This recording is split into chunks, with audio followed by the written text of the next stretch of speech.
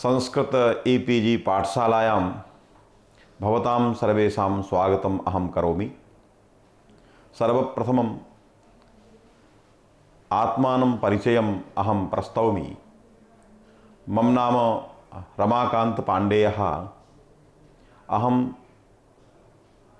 काशी हिंदू विश्वविद्यालयतः वाराणसीतः समागतोऽस्मि। काशी हिंदू विश्वविद्यालयस्य व्याकरण विभागे व्याकरण सहायकाचार्य पदे नियुक्तः सन् व्याकरणम् अध्यापयामि। तत्र वर्णस्फोट विषये तत्र काचित् चर्चा अस्माभिः पूर्वं कृता। सम्प्रति पदस्फोट विषयकं शीर्षकम् आश्रित्य वयं पठामः। वयं पठितुम् अत्र समागताः। तस्मात् अवश्यं तदध्येयं पदस्फोट विषये। तत्र अस्फोट सामान्य परिचयानन्तरम् अस्फोटस्य भेदाः अस्माभिः कृताः। तेषु भेदेषु तत्र वाक्यस्फोटः एकः प्रथमः मुख्यः, ततः पदस्फोटः, तत्रापि वर्णस्फोटः इति क्रमः आसीत्। किन्तु अध्यापनक्रमे अयं क्रमः अस्माभिः परित्यक्तः। यतोहि अयं क्रमः अवरोहक्रमः आसीत्। मया च स्वीकृतः आरोहक्रमः। आरोहक्रमे तत्र वर्णस्फोटस्य विवेचनम् आदौ, तदनन्तरं पदस्फोटस्य, तदनन्तरं वाक्यस्फोटस्य, ततः वयं सर्वतोभावेन समुत्कृष्टं यत् सिद्धान्ततत्त्वं तत्र वयं गमिष्यामः।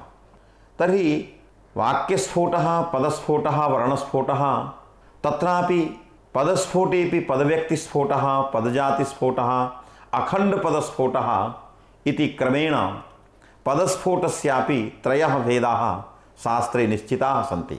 सर्वैः एवं ज्ञेयं यत् पदस्फोटः इत्यत्र अस्फोटशब्दस्य अर्थः अस्माभिः क्रियते। यत् अर्थप्रकाशकः वाचकः, यच्च पदं स एव वाचकः इति रीत्या पदञ्च तत् अस्फोटः पदस्फोटः इति कृत्वा तत्र समासः क्रियते। तर्हि पदस्फोट इत्यस्य तात्पर्यं यदा पदम् अर्थं प्रकाशयति तदा तत्पदम् अस्फोटत्वम् अस्फोटसंज्ञां च लभते। तर्हि पदस्फोटे घटकतया प्रविष्टस्य पदस्य स्वरूपमपि अस्माभिः ज्ञेयम्।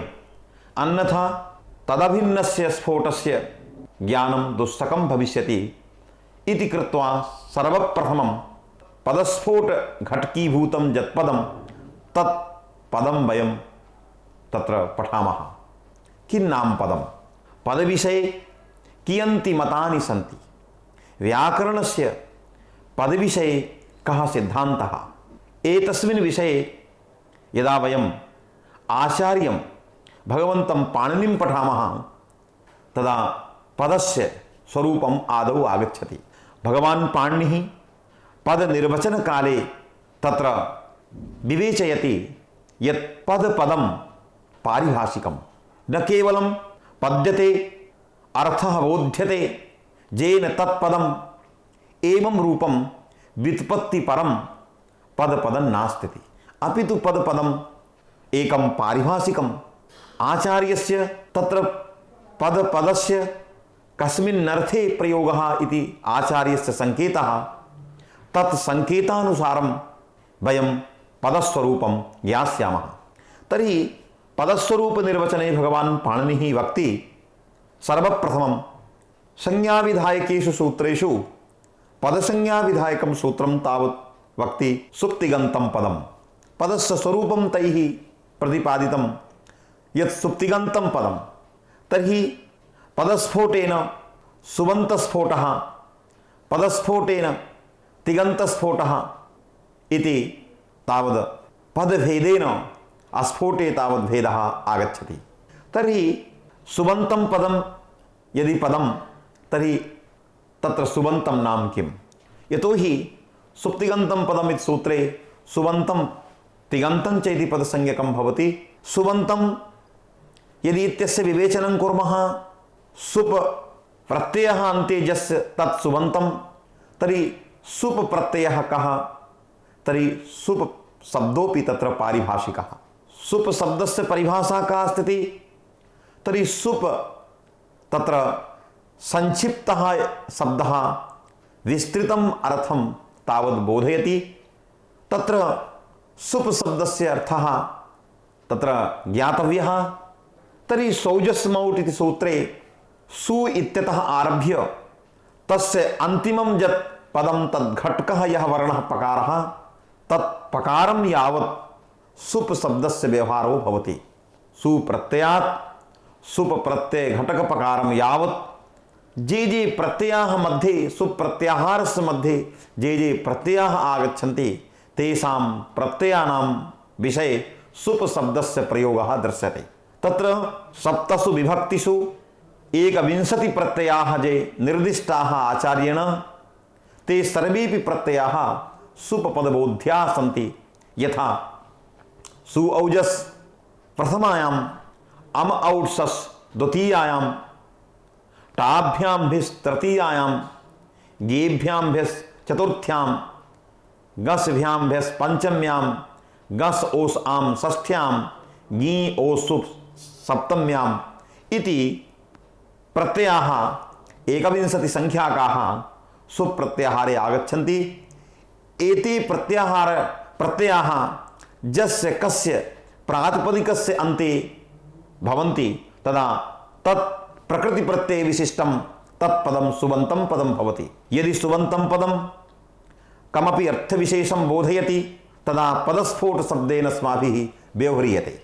एवमेव कदाचित् सुप्रत्ययं विनापि किन्तु सुप्रत्ययः तावत् तस्य अन्ते भवति, किन्तु तदरहितस्य केवलस्य प्रकृतिभागस्यापि पदत्वव्यवहारः व्याकरणे भवति। यथा राम शब्दात् तृतीयायाः द्विवचने भ्याम् इति सुप्रत्ययः आगच्छति, रामभ्याम् इति। किन्तु अत्र पदद्वयं एकं सुबन्तं रामाभ्याम् इति सुबन्तं एकं पदं, तत्रापि स्फोटः रामाभ्याम् इति सुबन्तपदस्फोटः। किन्तु भ्याम प्रत्याभ्यवहित पूर्वत्व विशिष्टं यत् प्रातिपदिकस्वरूपं रामिति तदपि पदं रामभ्याम् इति समुदायस्यापि पदत्वं, किन्तु तत्प्रत्याभ्यवहित पूर्वत्व विशिष्टस्य राम इत्यस्यापि पदत्वं। तर्हि राम इत्यस्य पदत्वं कथं भविष्यति? भवद्भिरुक्तं सुप्तिगन्तं पदं सुबन्तस्य सुप् अन्तः अन्तावयवः यस्य समुदायस्य तादृशस्य समुदायस्य तावत् पदत्वव्यवहारः श्रीमद्भिः कृतं, व्यवहारः आचार्यैः कृतः। किन्तु सम्प्रति भवद्भिः तत्प्रत्याभ्युत पूर्वत्व विशिष्टस्य प्रकृतिभागस्यापि पदत्वव्यवहारः तावत् क्रियते आचार्यैः, व्याकरणसिद्धान्ते क्रियते। यदि क्रियते तर्हि तत् व्यवहारप्रयोजकं तत्त्वं किमस्ति? किमर्थं प्रकृतिभागस्य पदत्वव्यवहारः क्रियते? प्रकृतिभागस्यापि पदस्फोटेन तावद् ग्रहणं भवति, वर्णस्फोटेन तस्य तु ग्रहणं भवत्येव, किन्तु पदस्फोटेनापि तस्य ग्रहणं भवति। तत्र कारणमस्ति भगवान् पाणिनिः तत्रापि संकेतयति यत् स्वादिषु सर्वनामस्थाने सर्वनामस्थान भिन्नाः कप् प्रत्यावधिक जे प्रत्ययाः तत्प्रत्याभ्यवहित पूर्वत्व विशिष्टः यः प्रकृतिभागः प्रातिपदिकभागः तद्भागस्यापि तत्र पदसंज्ञा भवति। एवं रीत्या तत्र केवल प्रातिपदिकस्यापि पदत्वेन ग्रहणं तैः कृतं, तर्हि पदस्फोटेन तस्यापि पदस्य ग्रहणं भवति, तेनापि अर्थः तावत् प्रकाशितो भवति। यथा रामाभ्याम् इति समुदायेन अर्थः प्रकाशितो भवति तदा तथैव भ्याम प्रत्याभ्यवहित पूर्वत्व विशिष्ट रामिति प्रातिपदिक प्रकृति रूप भागेनापि अर्थस्य प्रकाशनं भवति, तस्मात् पदस्फोटेन तस्यापि ग्रहणं भवति इति रीत्या तत्र पदस्फोटेन तावद् इदं तात्पर्यं गृहीतव्यं। यदा पदम् अर्थविशेषं बोधयति तदा पदस्फोटेन तस्य ग्रहणं भवति। तर्हि पदस्फोटेन यदि पदद्वयस्य ग्रहणं प्रातिपदिकस्थले तिङन्तस्थले तिङन्तपदस्य ग्रहणं, तर्हि व्यक्तिपक्षे अनेकाः व्यक्तयः सन्ति, अनेकानि पदानि सन्ति। तत्र अर्थभेदात् शब्दभेदः, यतोहि सकृदुच्चरितः शब्दः सकृदेव अर्थं गमयति इति अस्माकं सिद्धान्तः। प्रत्युच्चारणं शब्दाः भिद्यन्ते, तर्हि अर्थभेदात् पदस्यापि भेदकल्पना तत्र क्रियते। यदि अर्थभेदात् पदस्यापि भेदकल्पना क्रियते तर्हि अनन्तानि पदानि सन्ति, अनन्तानां पदानां प्रयोगः। तर्हि व्यक्तिपक्षे पदव्यक्तिस्फोटः इति प्रत्येकं यत्पदं व्यक्तित्वेन प्रत्येकस्य पदस्य ग्रहणं भवति तत्तत् व्यक्तिस्फोटः। व्यक्तिस्फोटे पदव्यक्तिस्फोटे अनंत पदस्फोटकल्पना तावत् क्रियमाणा भवति। तर्हि एकस्य एकस्य अर्थस्य कृते एकस्य एकस्य पदस्य प्रयोगः यदि क्रियते तर्हि अनंत पदव्यक्ति स्फोट कल्पने तत्र सकृदुच्चरितः शब्दः सकृदेव अर्थं गमयति इति सिद्धान्तः एव तत्र बीजतया अस्माभिः स्वीक्रियते। किञ्च कौण्डभट्टः वैयाकरणभूषणसारग्रन्थे पदस्फोटस्य सिद्धिकल्पनायां तैः तत्र कल्पना कृता, विचारः कृतः। वयं पठामः तत्र कीदृशी तैः कल्पना कृता। तैः कल्पना कृता यत् लोकतः पदस्फोटस्य सिद्धिः भवति। कथं लोकतः? तैरुक्तम् आदेशानां वाचकत्वे सिद्धे एव पदस्फोटः सुतरां सिद्धः। तेषाम् इदं वाक्यम्, आदेशानां वाचकत्वे सिद्धे पदस्फोटः सुतरां सिद्धः। तर्हि आदेशकानां वाचकत्वे सिद्धे इत्यस्य किं तात्पर्यं? यतोहि आदेशः भवति, यथा तिङन्तपदस्फोटः अस्माभिः गृहीतः पचतीति, तिङन्तपदस्फोटः गृहीतः। सुबन्तपदस्फोटः अस्माभिः गृहीतः रामानीति। यदि रामानीति सुबन्तपदस्फोटः गृहीतः, पचतीति तिङन्तपदस्फोटः गृहीतः, तर्हि अत्र आदेशाः तत्र लोकव्यवहारे प्रयुक्ताः सन्ति। येषाम् आदेशत्वेन ग्रहणं भवति ते आदेशाः लोके सर्वथा प्रयुक्ताः सन्ति। यथा पचति, अत्र पचधातुः लट्लकारः, किन्तु लट्लकारस्य लोके प्रयोगः न भवति, प्रयोगस्तु ति इत्यस्य भवति। पचति इति समुदायस्य भवति। तत्र समुदाये सखण्डपदस्फोटपक्षे प्रकृतिकल्पना प्रत्ययकल्पना। तर्हि एतत् कल्पनायां लोके ति इति प्रत्ययस्य प्रयोगः, पचिति धातोः प्रयोगः, पचति इति तिङन्तस्य प्रयोगः लोके भवति। तर्हि लोके अर्थबोधः तीति आदेश घटितेन पचतीति तिङन्तेन पदेन तावत् अर्थबोधो भवति लोकस्य। एतद्रीत्या तर्हि सुतरामिदं सिद्धं भवति यत् आदेशाः वाचकाः न स्थानिनः वाचकाः। यदि स्थानिनः वाचकाः न सन्ति, आदेशाः वाचकाः सन्ति, तर्हि इदं पदं तिङन्तभूतं यत् पदं तत् आदेशघटितम् इदं पदं, तस्मात् सुतराम् अर्थप्रकाशकत्वात् तिङन्तस्य पदस्य पाककर्ता कर्तृत्वविशिष्टः पाको वा एवं भूतस्य अर्थस्य प्रकाशनात् पचतीति पदस्फोटः तावत् सुतरां सिद्धः।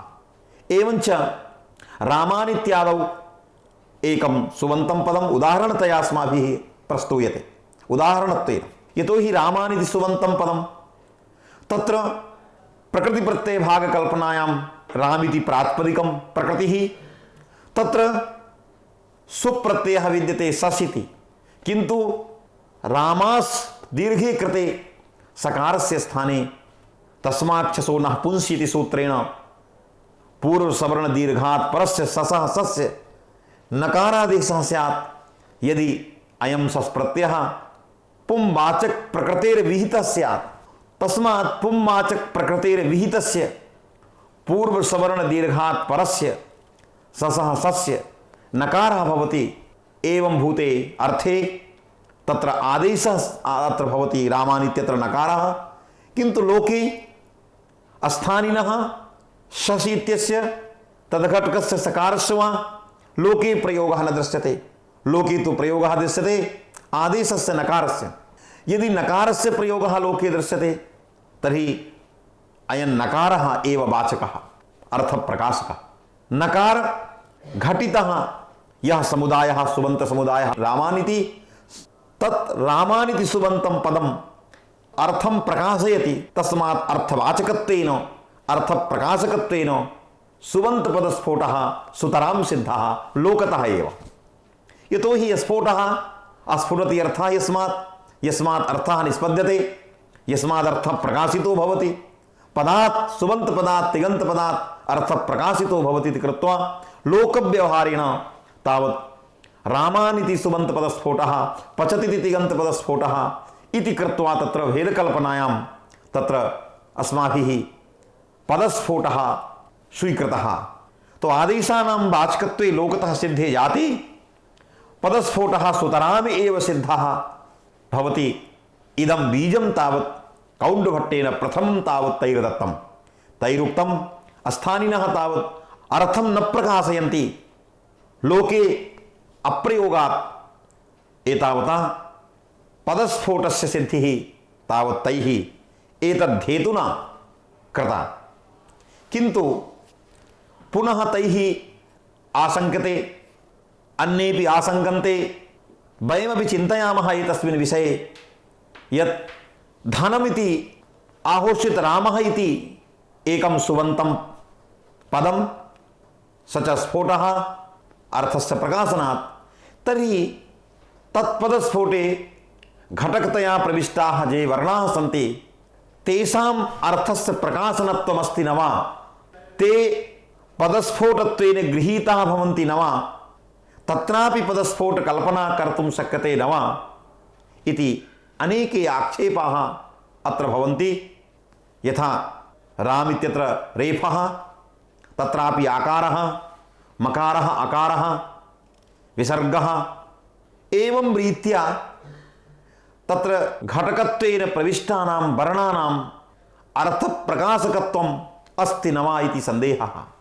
अस्ति चेत् तत्रापि स्फोटत्वं कल्पनीयं। तदा इदं ज्ञेयं यत् समुदायो हि अर्थवान् तस्य एकदेशो अनर्थकः इति वैयाकरणानाम् इदं प्रसिद्धं वाक्यं निषेधति यत् समुदायघटकीभूतानां वर्णानाम् अर्थप्रकाशकत्वं नास्ति अनर्थकत्वात्। किन्तु इदं वाक्यम् इयं युक्तिः कुतः आगच्छति? न हि केवलं कथनमात्रेण वस्तुसिद्धिः, युक्तिं विना प्रमाणं विना। भवद्भिर्केवलमुच्यते समुदायो हि अर्थवान् तस्य एकदेशः, तस्य समुदायस्य एकः वर्णः अनर्थकः। किन्तु अत्र युक्तिः प्रदेया कथं समुदायघटकानां वर्णानाम् अनर्थक्यं। तदा इयमेव युक्तिः यत् यथा धनमिति धनरूपार्थनिरूपिता वृत्तिः कुत्र विद्यते? प्रत्येकं वर्णेषु आहोषित वर्णघटितसमुदायेषु घटार्थ कंबुग्रीवादिमत् पदार्थ निरूपिता वृत्तिः घट समुदाये विद्यते। या समुदाय घटके तत्तद्वर्णे घकारे यकारे टकारे यकारे तत्तद्वृत्तिः विद्यते। यदि तत्तदर्थ निरूपिता वृत्तिः समुदाय घटकस्य प्रत्येकं वर्णे यदि वृत्तिः तिष्ठेत तर्हि प्रत्येकमपि वर्णस्य अर्थप्रकाशकत्वेन अस्फोटत्वेन तेषामपि ग्रहणं स्यात्। किन्तु तत्र वृत्तिः न कल्पते। तत्र शास्त्रीयं तत्र बीजं प्रदर्शनीयं कथं न तत्र वृत्तिः। अयं घकारः पदार्थं कथं न प्रकाशयति यदा घटकतया प्रविष्टः। स्वातन्त्र्येण तत्र घकारस्य प्रयोगः चेदस्ति तदा अर्थं प्रकाशयतु क्षतिर्नास्ति। किन्तु समुदाय घटकत्वेन यदि घकारस्य कश्चित् वर्णस्य प्रवेशः समुदाय घटकतया विद्यते तदा सः वर्णः कमपि अर्थविशेषं प्रकाशयति न वा इति विचारः कर्तव्यः। तदा शास्त्रीयः अयं पक्षः यत् समुदाय घटकीभूतः वर्णः अर्थं न प्रकाशयति। कथं न प्रकाशयति? तदा वक्तव्यं यदि समुदाय घटकतया प्रविष्टः वर्णः अर्थं प्रकाशयेत तर्हि प्रत्येकस्यापि वर्णस्य अर्थवत्वात् प्रातिपदिक संज्ञा स्यात्। तस्य प्रातिपदिकत्वेन व्यवहारः स्यात्। घकारः अपि प्रातिपदिकं स्यात् अर्थवत्वात् अर्थप्रकाशनात्। अकारः अपि प्रातिपदिकं स्यात् अर्थप्रकाशनात्। यतोहि प्रातिपदिक संज्ञा विधायके सूत्रे अर्थवद्धातुर्वृत्त्यः प्रातिपदिकम् इत्यस्मिन् सूत्रे तत्र प्रातिपदिकस्य प्रवेशः विद्यते। किन्तु प्रातिपदिकं नाम किम्? अर्थवत्। तत्रापि अर्थवत्वं नाम किं? वृत्तिमत्वं। वृत्तिः कथं कुत्र अस्ति? तदा उच्यते वृत्तिः समुदाये अस्ति। अतएव यत्र वृत्तिः तद्विशिष्टः शब्दः एव अर्थवान्, यत्र वृत्तिः नास्ति तत्र सः शब्दः अनर्थकः। तर्हि घट इति समुदाये वृत्तिः कम्बुग्रीवादि पदार्थ निरूपिता विद्यते, तस्मात् समुदायः अर्थवान्। तत्तद् घटके वर्णे वृत्तिः नास्ति, तस्मात् सः घटकीभूतः वर्णः घटकतया प्रविष्टश्च वर्णः अनर्थकः। तद्धेतुनैव अस्माभिः तत्र इदं वाक्यं प्रयुज्यते वैयाकरणैः, यत् समुदायो अर्थवान् तस्य एकदेशो अनर्थकः इति प्रथमा युक्तिः। तर्हि समुदायस्यैव प्रातिपदिकत्वं भवति, अवयवानां प्रातिपदिकत्वं न भवति, प्रातिपदिक संज्ञा न भवति। पुनः तावत् भूषणग्रन्थे आक्षेपः आगतः, भवद्भिः अध्येयं ध्येयञ्च यत् अवयवानामपि यदि प्रातिपदिक संज्ञा भवेत् तर्हि क्षतिः का अस्ति? यदि घट इति समुदाय घटकः घकारः अकारः टकारः एतेषां वर्णानामपि प्रातिपदिकत्वेन व्यवहारः प्रातिपदिक संज्ञा स्यात्, समुदायस्यापि अर्थप्रकाशनात् प्रातिपदिक संज्ञा स्यात्, अवयवोपि अर्थवान् स्यात्, अर्थस्य प्रकाशकत्वेन अवयवानां प्रातिपदिक संज्ञा स्यात्, तदा का क्षतिः स्यात् इति आक्षेपः केषाञ्चित् वर्तते। तदा वक्तव्यं प्रत्येकं वर्णेभ्यः विभक्त्युत्पत्तिः स्यात्। यदि प्रत्येकं वर्णेभ्यः विभक्त्युत्पत्तिः स्यात्, समुदायाच्च विभक्त्युत्पत्तिः स्यात्, तर्हि अवयवेभ्यः या विभक्तिः उत्पन्ना तस्याः विभक्तेः श्रवणप्रसङ्गः अयं दोषः स्यात्। कथमिति? यथा घट इति समुदायः प्रत्येकस्यापि वर्णस्य अर्थप्रकाशकत्वेन प्रत्येकमपि वर्णः अर्थवान्, अर्थवत्वेन प्रातिपदिकं चेत् विभक्त्युत्पत्तिः, यतोहि विभक्त्युत्पत्तेः उद्देश्यं प्रातिपदिकमेव। अतः घासु आसु टासु आसु तदनन्तरं समुदायस्यापि प्रातिपदिक संज्ञा अस्ति, तर्हि समुदायादपि विभक्तिः आगमिष्यति। पुनः सु, तर्हि समुदायोत्तर जायमानायाः विभक्तेः ऋत्वे विसर्गे जातेपि अवयवेभ्यः या विभक्तिः समागता तस्याः विभक्तेः श्रवणापत्तिः श्रवणप्रसङ्गः, तस्मादेव तत्र समुदाये एव वृत्तिः अस्माभिः अङ्गीक्रियते, अवयवे तावद् वृत्तिः नाङ्गीक्रियते। यदि कश्चन अवयवः स्वतन्त्रः नास्ति, समुदाये परतन्त्रः, तर्हि पुनः तावत् वक्तव्यं यत् युगपत् एककालावच्छेदेन एकस्मिन्नेव काले अवयवानां समुदायस्य च प्रातिपदिक संज्ञा प्राप्ता, तर्हि कस्य प्रातिपदिक संज्ञा आदौ भविष्यति, कस्य प्रातिपदिक संज्ञा पश्चात् भविष्यति इत्यपि विचारः पदस्फोट प्रसंगे करणीयः। यतोहि मदीयं तात्पर्यं पद सुबन्तं पदं भवति, सुबन्ते पदे तिगन्ते च पदे जे जे वर्णाः तेषां वर्णानां पदस्फोटेन ग्रहणं भवति न वा भविष्यति न वा इति विचारक्रमे अमुं विचारं भवतां पुरतः अहम् उपस्थापयामि। तर्हि यः आक्षेपः आगतः, प्रश्नः आगतः यत् समुदायस्यापि प्रातिपदिकत्वं प्राप्तम्, अवयवानामपि प्रातिपदिक संज्ञा प्राप्ता, तर्हि अवयवानां प्रातिपदिक संज्ञा आदौ भवेत्, समुदायः तावत् प्रातिपदिकं स्यात् आदौ, कस्य प्रातिपदिक संज्ञा प्रथमं स्यात् इति तत्र विचारः करणीयः। युगपत् एककालावच्छेदेन उभयोः अवयवस्य समुदायस्य च तर्हि प्रातिपदिकत्वं प्राप्तं, तदा विचारः आचार्यैः क्रियते उभयोः समुदायावयवयोः प्रातिपदिकत्वे प्राप्ते नियामिका अंतरंग परिभाषा भविष्यति। यतोहि असिद्धं बहिरंगम अंतरंगे इयं नियामिका परिभाषा। अंतरंगे कार्ये कर्तव्ये जातस्य बहिरंगस्य समकाल प्राप्तस्य वा बहिरंगस्य असिद्धिः भवति।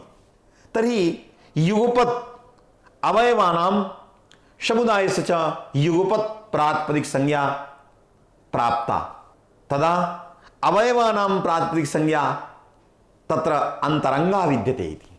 कथम अंतरंगा इयं प्रातिपदिक संज्ञा?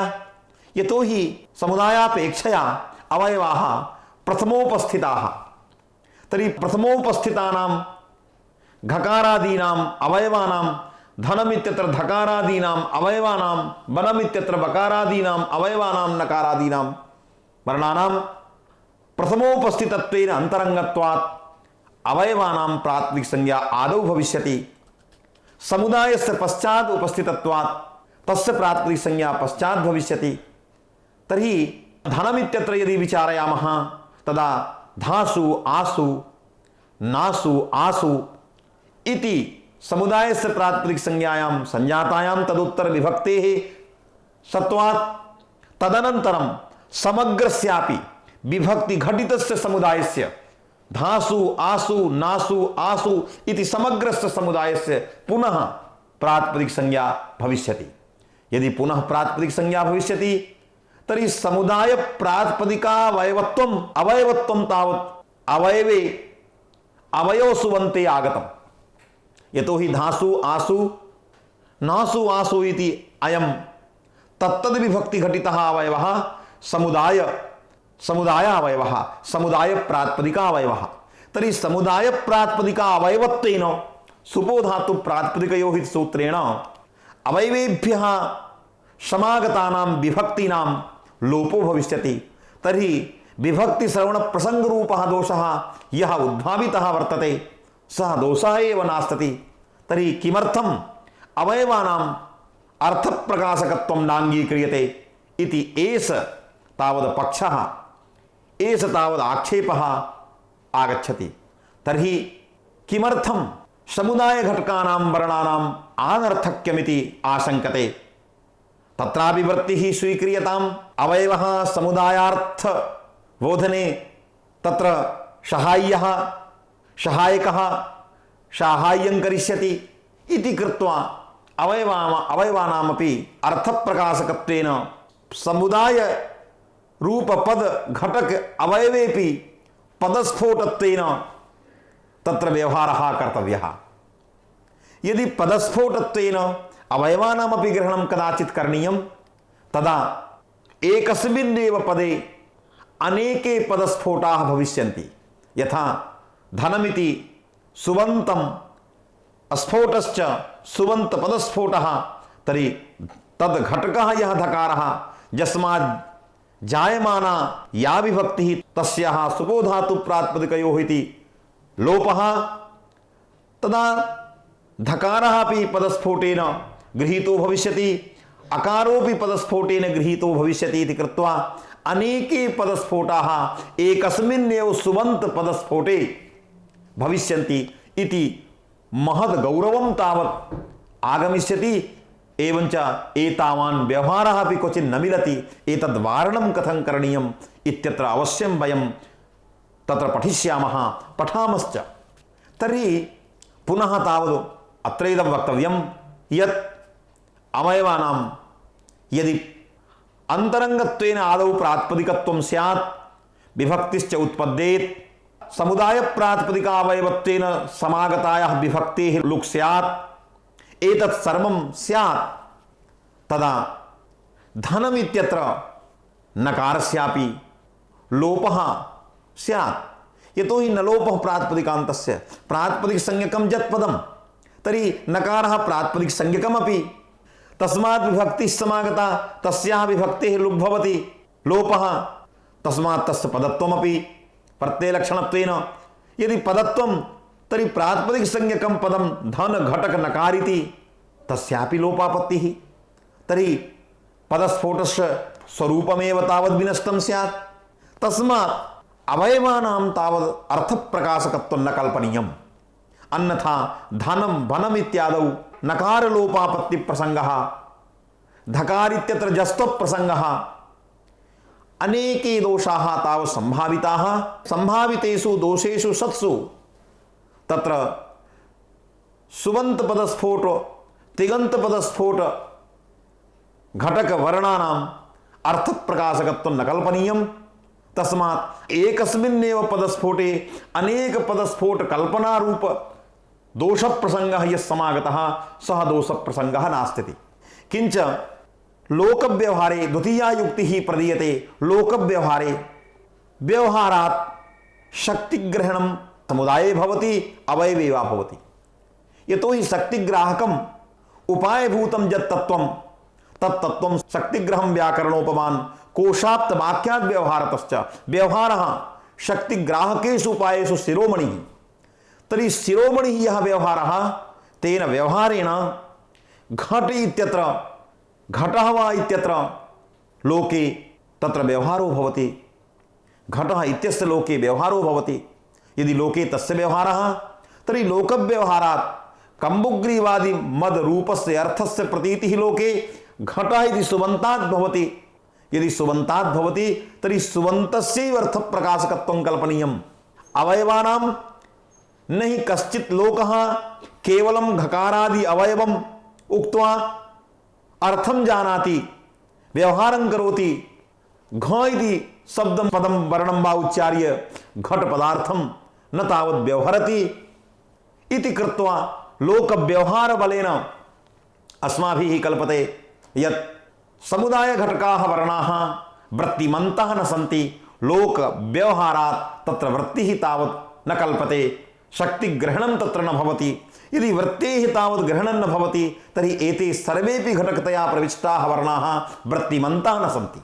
यदि वृत्तिमन्तः न सन्ति तर्हि वृत्तिमत्तरूपम् अर्थवत्वम् अवयवे न विद्यते। अर्थवत्वरूपस्य उद्देश्यता अवच्छेदकस्य असम्भवात् अर्थवद्धातुरप्रत्ययप्रातिपदिकम् इति प्रातिपदिक संज्ञा अवयवानां न भवति। न प्रत्येकं वर्णेभ्यः विभक्ति उत्पत्ति रूप दोष प्रसंगः।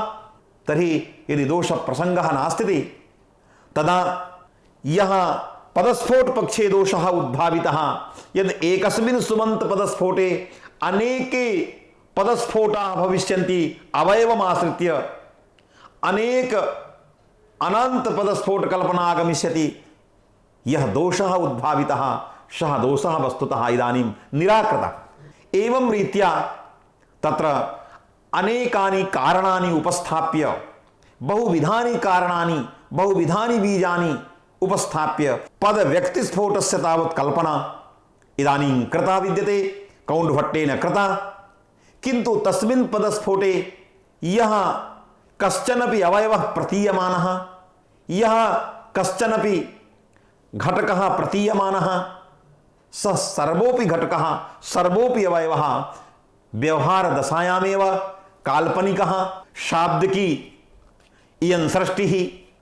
तर्हि काल्पनिकः यथा सर्वोपि प्रपञ्चः काल्पनिकः तथैव शब्देन शब्दान्तराणां या कल्पना, वर्णान्तराणां वर्णानां या कल्पना, सर्वापि कल्पना तावत् काल्पनिकी एव कल्पना, वास्तविकी नास्ति। उपायाः सन्ति अर्थबोधनस्य।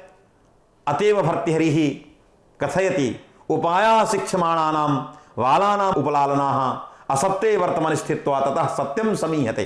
तो अयम् उपायः विद्यते शिक्षमाणानां शिक्षां ज्ञानं कामयमानानां बालानां कृते।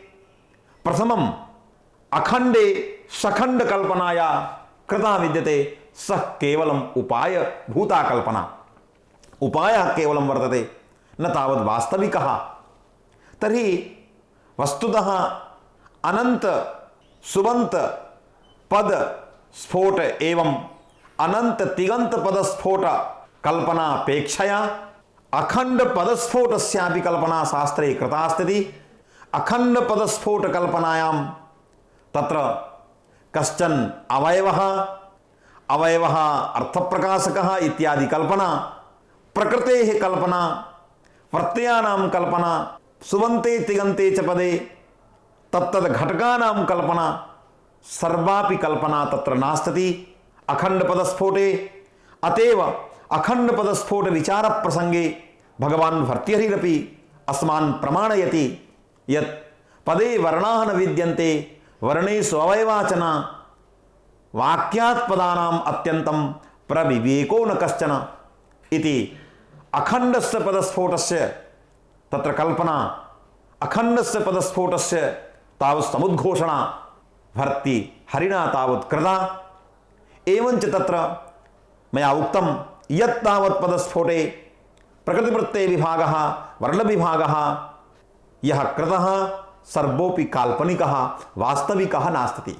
किमर्थं तर्हि मया पूर्वमुक्तं सम्प्रत्यपि पाठ्यते यत् केवलं व्याकरणप्रक्रियायाः व्यवहारार्थं व्यवहार प्रचालयितुं शाब्दिकः यः व्यवहारः तं व्यवहारं तावद् उपस्थापयितुम् एतादृशी कल्पना तावत् कृता विद्यते।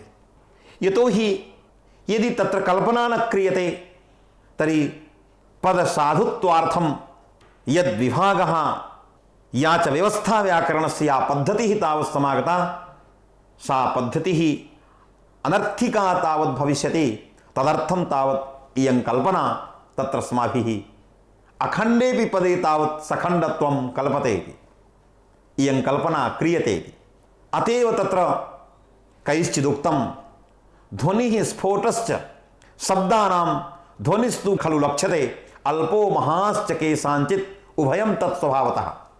तो ध्वनि स्फोटश्च शब्दानां ध्वनिस्तु खलु लक्ष्यते। ध्वनिः स्फोटः अल्पो महाश्च केषाञ्चित् उभयं तत्स्वभावतः। अल्पः इदं पदम् अत्यन्तम् अल्पम् अस्ति इति, इदं महत्पदम् अस्ति इति, एतादृशीपि कल्पना तावत् ध्वनिकृता एव कल्पना। ध्वनिः अल्पो महाश्च केषाञ्चित् उभयं तत्स्वभावतः। अल्पः शब्दः अल्पस्वरेण तावदयं शब्दः आगतः। वायोः प्रयोगः अल्पीयसा जातः। महान् शब्दः दीर्घस्वरेण दीर्घवायुना तावत् अयं शब्दः वैखरीरूपेण व्यवहारकल्पनायाम् आगतः इत्यादि सर्वोऽपि व्यवहारः तत्र अल्पता तावत् शब्दे महत्ता तावत् शब्दे या प्रतीयमाना। यस्य कृते व्यवहारः क्रियते अल्पप्राणः महाप्राणः तर्हि महाप्राणत्वम् अल्पप्राणत्वं शब्दे यद्यत् कल्पना अस्माभिः क्रियते तत् सर्वमपि काल्पनिकमेव। शब्देन तावद् अल्पता शब्देन तावद् महत्ता। शब्दस्तु केवलम् अल्पत्व महत्व एतत् यावन्तो धर्माः तत्तद्धर्मरहितः शब्दः भवति। तत्र कश्चनपि धर्मः न भासते। तत्तद्धर्माणां केवलं प्रतीतिः आभासस्वरूपा आभासमात्रं तत्र विद्यते। एवं रीत्या सर्वोऽपि तावद् अयं व्यवहारः शब्दे ध्वनिकृतः एव। अतएव अस्फोटनादयोः मध्ये तत्र एवं भूतः तावद् ध्वनिस्फोटयोर्मध्ये यः व्यञ्जव्यञ्जकभावः सम्बन्धः स्वीकृतः अस्मादेव कारणात् स्वीकृतः यत् शब्दे एतादृशः एतावान् व्यवहारः लोके तावत् दृश्यते। क्वचित् शब्दस्य शब्दे अल्पता दृश्यते, क्वचित् महत्ता दृश्यते। तो सर्वोऽपि व्यवहारः ध्वनिकृतः एव व्यवहारः। लोकव्यवहारवशात् तादृशी कल्पना अस्माभिः तावत् क्रियते तत्र क्षतिः नास्ति। किञ्च पदस्फोटविषये तावत् सखण्डपदस्फोटः अस्माभिः अधीतः, अखण्डपदस्फोटः अस्माभिः अधीतः। किन्तु एकः स्फोटः पदस्फोटकल्पनायाम् अन्योपि अस्ति एकः, सः कः? पदजातिस्फोटः। यथा पदव्यक्तिस्फोटः तथैव पदजातिस्फोटः। सखण्डपदस्फोटः व्यक्तिपक्षे तथैव अखण्डपदस्फोटः जातिपक्षे। तर्हि अखण्डव्यक्तिस्फोटः व्यक्तिभेदात् अनेकाः व्यक्तयः सन्ति। तत्तद् व्यक्तिभेदात् तत्तद् पदव्यक्तिभेदात् अनन्तानि पदानि तावत् सन्ति। तदनुसारं तत्र पदव्यक्तिस्फोटः तावत् कल्पते। तथैव पदजातिस्फोटः अपि कल्पते। तर्हि पदजातिस्फोटपदेन कस्य ग्रहणं भवति इत्यत्रापि तत्र अध्ययनमस्माभिः करणीयं। तत्र शक्यत्वे इव शक्तत्वे जातिः ईक्षताम् एवं भूतं तत्त्वं तावत् आगतम् अस्ति। शक्यत्वे इव शक्तत्वे जातिर्लाघवमीक्षताम् इति भर्तृहरिः पदजातिस्फोटं व्यवस्थापयति। शक्यत्वे इव शक्तत्वे जातिः लाघवमीक्षताम् इति पदजातिस्फोटं व्यवस्थापयति। शक्यत्वे इव इत्यस्य तात्पर्यं यथा पदानां यदा व्यक्तौ शक्तिः जातौ वा शक्तिः शक्यतावच्छेदकं शक्यतया तावद् व्यक्तिः गृहीता भवति, शक्यतया तावद् जातिर्वा गृहीता भवति। शक्यता तावत् जातौ तिष्ठति व्यक्तौ वा तिष्ठति इति विचारक्रमे यदा विचारयामः तदा अस्माभिरुच्यते लाघवात् शक्यता जातौ तिष्ठति जातौ शक्तिः। तथैव पदव्यक्तिस्फोट प्रसंगेपि एवं विचारं कुर्मः यत् यथा जातौ तावत् शक्यता तिष्ठति जातौ तावत् शक्तिः तथैव अनंत पद व्यक्ति कल्पनापेक्षया पदानां तावत् जातिः तावत् कल्पते। पदानां जातिः का स्थिति यथा गोपदमिति तर्हि तत्र जातिः का विद्यते इति यद् एकया जात्या सर्वासां व्यक्तीनां तावत् अनुगमः स्यात्। यथा नाना घट व्यक्तिषु घटत्वम् एका सत्ता विद्यते जातिः विद्यते तया च सत्तया सर्वासां घट व्यक्तीनाम् अनुगमः। तथैव व्यक्तिपक्षे अनन्तानि घट पदानि सन्ति किन्तु सर्वासु घट पद व्यक्तिषु घ आ टा आ एवं आन्पूर्वी रूपा सत्ता जातिः सर्वास्वपि घट व्यक्तिषु तिष्ठति। तया च आन्पूर्व्या जात्या सत्तया सर्वासां घट पद व्यक्तीनाम् अनुगमः कर्तुं शक्यः इति रीत्या पद जाति स्फोटः अपि अस्माभिः अंगीक्रियते। एवं क्रमेण तत्र अस्मिन् पाठे त्रयः अंशाः अस्माभिः अधीताः। सर्वप्रथमम् अस्माकं विचारशीर्षकम् आसीत् विचारयितुं शीर्षकम् अस्माभिः किं गृहीतं पदस्फोटः। अष्टसु स्फोटेषु पदस्फोट अस्माभिः गृहीतः। पदस्फोटे पदस्य पारिभाषिकस्य पदस्य तावत् लक्षणं स्वरूपम् अस्माभिः निगदितं। तदनन्तरं पदस्फोटे कानि कानि बीजानि सन्ति तानि सर्वाण्यपि बीजानि अस्माभिः तत्र अधीतानि। एवमेव पुनः पदस्फोटस्य तावत् सखण्ड पदस्फोटः अखण्ड पदस्फोटः अखण्डे तावत् कथम् अखण्डत्वं किमर्थम् अखण्डे तावत् सखण्डत्वं परिकल्पितं भवति एतस्मिन् विषयेपि यथाशास्त्रम् अस्माभिः अध्ययनं कृतमत्र। किञ्च अनंत पदव्यक्ति स्फोट कल्पनापेक्षया तृतीयः तावत् अंशः अस्माभिः यत्र गृहीतः अध्यापितः स च पद जाति स्फोटः। तत्र हेतुः तत्र अस्माभिः प्रदत्तः शक्यत्वे इव शक्तत्वे जातिर्लाघवमीक्षताम् इति हरिणा प्रोक्तं वचनमपि अस्माभिः स्वीकृतं। तदनुसारं पद जाति स्फोटः अस्माभिः व्यवस्थापितः इति कृत्वा संक्षेपेण पदस्फोट विषयकं ज्ञानं पदस्फोट विषयकम् अध्ययनं च अस्माभिः अस्यां पाठशालायां कृतम् इति पाठयित्वा तत्र धन्यवादं सर्वेभ्यः प्रयच्छामि। धन्यवादाः।